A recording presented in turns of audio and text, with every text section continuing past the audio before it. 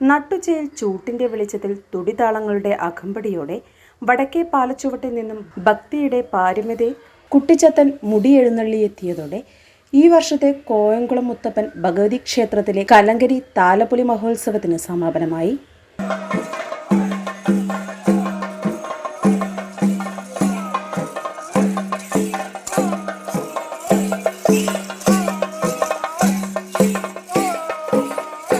വൈകിട്ട് കലശമെഴുന്നള്ളത്ത്, മഞ്ഞത്താലപ്പൊലി, തായമ്പക, 9 കൂട്ടം തിറകൾ, കോയംകുളം തമ്പ്രാൻസിന്റെ മേളക്കൊഴുപ്പോടെയുള്ള ദേശവരവ്, നെടിയിരുപ്പ് തെയ്യം, കുട്ടിച്ചാത്തൻ തെയ്യം, കൊടുങ്ങല്ലൂർ ഭഗവതി തോറ്റം, കുട്ടിച്ചാത്തൻ മുടി, കുടികൂട്ടൽ തുടങ്ങി വിവിധ പരിപാടികളുണ്ടായിരുന്നു.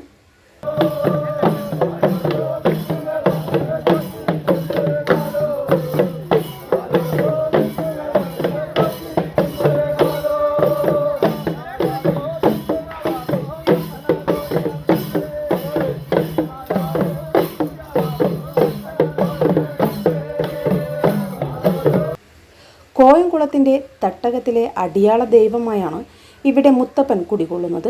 വെള്ളിയാഴ്ച വൈകിട്ട് വെള്ളാട്ടോടെ തുടങ്ങുന്ന 9 കൂട്ടം തിറകൾ സമാപിക്കുന്നത് പഴയ കാലത്തെ അടിയാള ജീവിതത്തിന്റെ ആവിഷ്കാരത്തോടെയുള്ള മുത്തിത്തിറയോടുകൂടിയാണ്. മറ്റുത്സവങ്ങളിൽ നിന്നും വിഭിന്നമായി നാട്ടുതനിമയുടെ തോറ്റംപാട്ടുകൾ കേൾക്കാനും കൂടെ കൂടാനുമായി നിരവധി പേരാണ് കോയംകുളം ക്ഷേത്രത്തിൽ എത്തുന്നത്.